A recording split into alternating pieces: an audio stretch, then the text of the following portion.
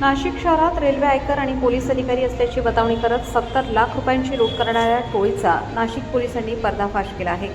या प्रकरणात 4 आरोपींना अटक करण्यात आली असून त्यांच्याकडून इनोव्हा कार आणि शस्त्रे जप्त करण्यात आली आहेत।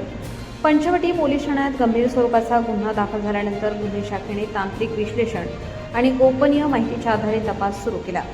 नाशिक रोड रेल्वे स्थानकावर एक आरोपी येणार असल्याची माहिती मिळाल्यानंतर पोलिसांनी वेषांतर करून सापळा रचत कारवाई केली। यामध्ये आरोपींमध्ये उत्तर प्रदेश, झारखंड, मुंबई आणि जळगाव येथील एका महिलेचा समावेश आहे।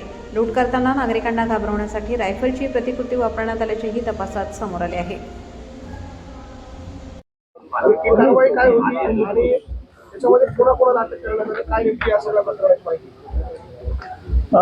नाशिक शहरात दिनांक 8/7/2026 रोजी 2 अनोळखी इसम व एक महिला यांनी पंचवटी पोलीस स्टेशनच्या हद्दीमध्ये दिंडोरी रोड परिसरामध्ये एका इनोव्हा गाडीमध्ये येऊन तिला दिवा लावलेला होता आणि पोलीस असल्याचे सांगून बंदुकीचा धाक दाखवून फिर्यादीचे 70 लाख रुपये रोख आणि मोबाईल असा जबरदस्तीने हिसकावून घेतला होता। एक रॉबरीचा प्रकार त्यावेळेस घडला होता। तर त्याच वेळेस फिर्यादीस ठार मारण्याची धमकी व शिवीगाळ वगैरे करण्यात आली होती। तर फिर्यादीनुसार पंचवटी पोलीस स्टेशन मध्ये गुन्हा रजिस्टर नंबर 375/2026 BNS कलम 140(3), 309(4), 318(4), 352, 351, 2(3), 3(5) आणि आर्म्स ऍक्ट 325 प्रमाणे हा गुन्हा दाखल झाला होता। अतिशय संवेदनशील आणि गंभीर स्वरूपाचा हा गुन्हा होता की बंदुकीचा धाक दाखवून आणि फिर्यादीस लुटण्यात आलं होतं।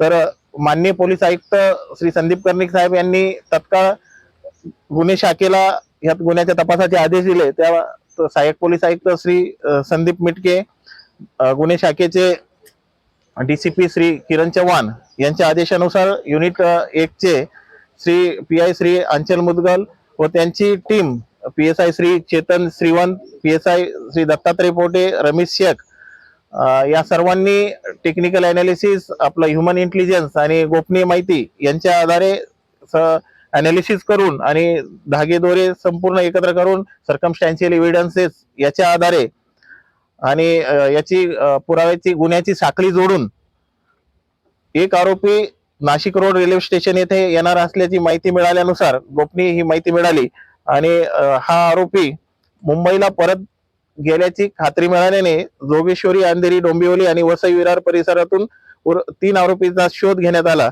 त्यानंतर आरोपी स्थलांतर करीत असल्याने पथके त्यांचा मागोवा घेण्यात येत होती।